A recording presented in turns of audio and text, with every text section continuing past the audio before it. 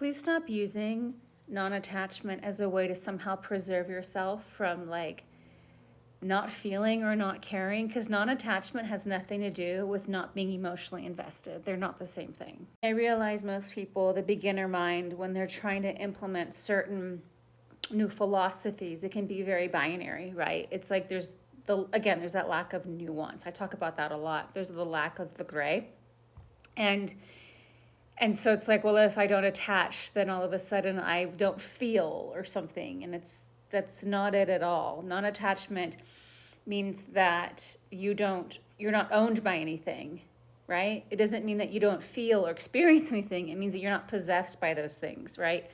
And so the best way to actually practice non-attachment isn't to be indifferent or to, again, like, I don't care. It's about being so fully present and so fully invested that when things shift or change, you are now fully invested and fully present in that next moment, in that next experience, right?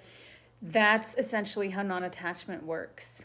It's that the outcome or the changeable nature of things is something that you are in a healthy relationship with, as opposed to clinging to something that was so great for a time. Right? It's like in my line of work, people are always trying to find ways to outrun their pain, to numb their pain, to somehow find an antidote to never experiencing pain. And I'm fully aware of these things because I was leading the charge 20 years ago.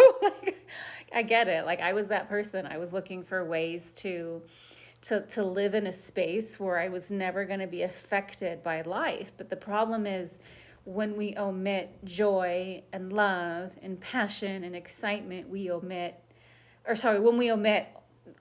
despair or depression or sadness or anger, is when we omit the others, right? And that's just the changeable nature of reality, right? So the goal with non-attachment isn't to be like, oh, I don't care. And that's how it always comes off when people are trying to implement it. It's like, oh, I just don't care. No. It's about being so invested in that moment that you are capable of allowing the next one to come in and be equally as invested. It's not what you think. It's not this like blasé, oblivious, aloof attitude at all. It's about keeping your palms open to the world, to life, to whatever is happening, so that, like, if my palms are open, something is much more likely to stay in my hands than if I cling and clutch, right?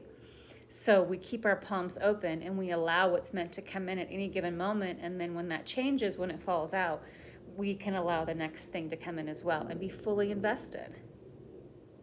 So it's not about, oh, if I just act like I don't like this guy, he'll like me more and I won't get hurt. No.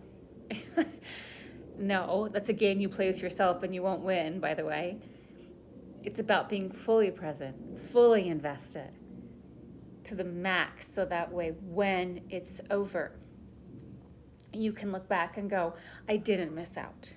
I got what I needed and now I'm free to move on.